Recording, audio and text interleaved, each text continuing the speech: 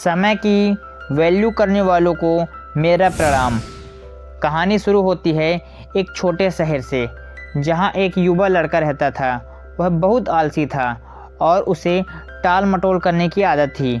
वह हमेशा अपने ज़रूरी कामों में देरी करता था और टाल मटोल का शिकार था, जिसके परिणाम स्वरूप वह पढ़ाई और अन्य क्षेत्रों में पिछड़ रहा था। जीवन में उनके दोस्तों और सहपाठियों की तुलना में उनके परिवार और शिक्षकों ने उन्हें अपने समय को महत्व देने के लिए कई बार कहा, लेकिन उसने उनकी सलाह नहीं सुनी।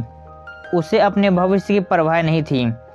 एक दिन एक बुद्धिमान भिक्षुक वहां पहुंचे। उनका शहर उनकी बुद्धिमत्ता और ज्ञानोदय के लिए प्रसिद्ध था। बहुत से लोग उनसे मिलना चाहते थे और उनसे सीखना चाहते थे। उस युवा ने भी जाकर भिक्षुक से मिलने का फैसला किया, यह आशा करते हुए कि उसे जीवन के हर क्षेत्र में अपने दोस्तों से आगे निकलने के लिए कुछ सुझाव मिल सकते हैं।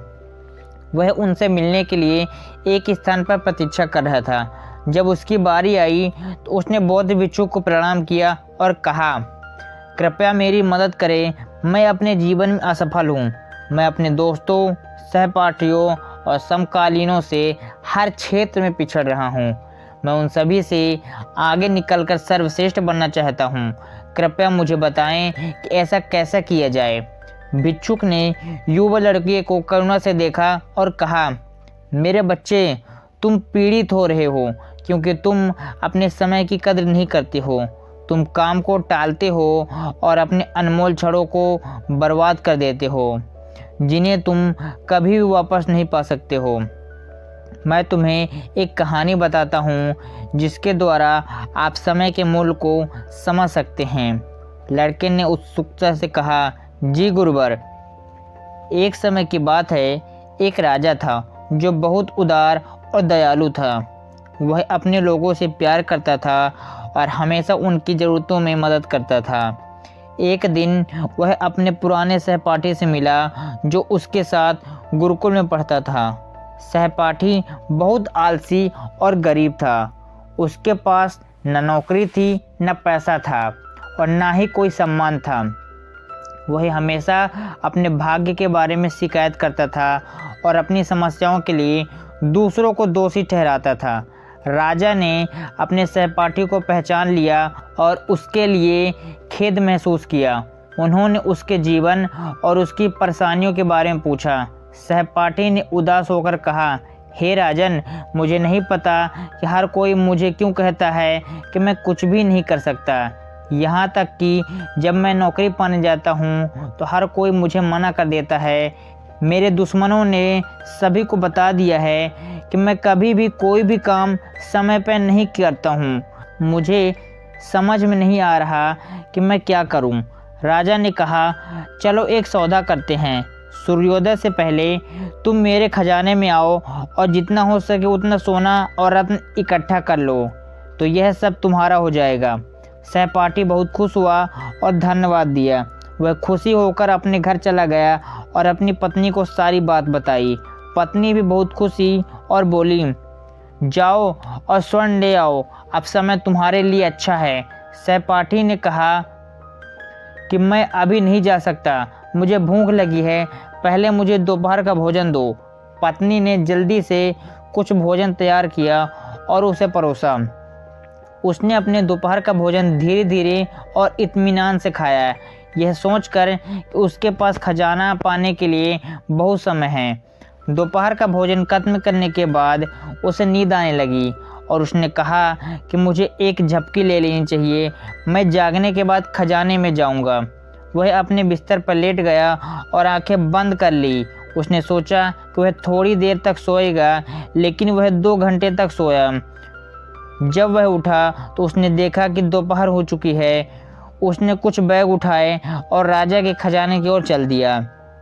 जिस तरह से सूरज चमक रहा था और उसे गर्मी लग रही थी, उसने सोचा कि मुझे एक पेड़ के नीचे आराम करना चाहिए और फिर आगे बढ़ना चाहिए।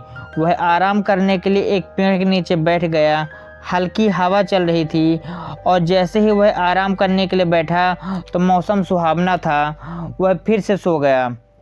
वह अगले 4 घंटे तक सोता रहा। जब वह उठा तो उसने देखा कि शाम होने वाली थी और सूरज डूबने वाला था। वह जल्दी से उठा और महल की ओर भागने लगा। कुछ समय बाद वह अंततः महल तक पहुंच गया, लेकिन वहां बहुत देर हो चुकी थी। सूरज डूब चुका था और वहां पहुंचने से पहले ही महल के द्वार बंद कर दिए गए थे। आलसी आदमी वहां निराश खड़ा था। उसने अमीर बनने का मौका गंवा दिया क्योंकि उसने अपने समय की कदर नहीं की थी।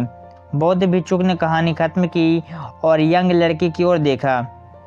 लड़का अवाक रह गया। उसे अपनी गलती का एहसास हुआ और उसे शर्म महसूस हुई।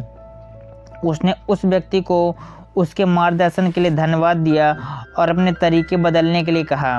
वह समझ गया कि समय कीमती है और इसे बर्बाद नहीं करना चाहिए। वह अपने घर वापस चला गया और अपने लक्ष्यों पर कड़ी मेहनत करना शुरू कर दिया। काम टालना बंद कर दिया और अधिक उत्पादक और सफल हो गया। वह खुश हो गया और अपने दोस्तों और परिवार के बीच अधिक सम्मानित हो गया। अगर हम अपने जीवन में देखें तो पाएंगे कि समय सोने की तरह है। यह हमारे पास सबसे कीमती चीज़ है। हमारे पास केवल सीमित मात्रा में समय है। हमें अपने जीवन में इसे बुद्धिमानी और उत्पादकता से उपयोग करना चाहिए। हमें उन चीज़ों पर अपना समय बर्बाद नहीं करना चाहिए जो मायने नहीं रखता है, बल्कि उन चीज़ों पर ध्यान केंद्रित करना चाहिए जो काम करती है। हमें अपने कार्यों और कार्य में देरी नहीं करनी चाहिए, बल्कि उन्हें समय पर और गुणवत्ता के साथ करना चाहिए। एक प्रसिद्ध कहावत है कि यदि आप अपने समय को महत्व देते हैं तो समय भी आपको महत्व देता है, लेकिन यदि आप अपना समय बर्बाद करते हैं तो समय आपका पूरा जीवन बर्बाद कर देगा। हम अपने समय का बुद्धिमानी से उपयोग करके जीवन में कुछ भी हासिल कर सकते हैं, लेकिन यदि आप अपना समय बर्बाद करते हैं तो आप अपने अवसर खो देंगे और बाद में पछताएंगे। 1 मिनट का मूल्य उस यात्री से जाने जिसकी ट्रेन 1 मिनट से छूट गई हो, और 1 वर्ष का मूल्य उस छात्र से सीखें जो अपनी वार्षिक परीक्षा में असफल हो गया हो। जो अपने समय को महत्व नहीं देते हैं वे अपने जीवन में कुछ भी हासिल नहीं कर सकते हैं। अगर आपको अपने जीवन में कुछ भी हासिल करना है तो कभी भी आलसी मत बनो और अपने काम को मत टालो, नहीं तो एक दिन तुम भी उस आलस आदमी की तरह पछताओगे जो सूर्योदय से पहले महल तक नहीं पहुंच सका। इसलिए हमेशा अपने समय का बुद्धिमानी से उपयोग करें। अगर आप भी अपने आलस्य का इलाज ढूंढ रहे हैं तो आप इस वीडियो को देख सकते हैं। तो तब तक देखते रहिए मॉर्निंग गुरु जो कर दे आपका दिन शुरू। धन्यवाद।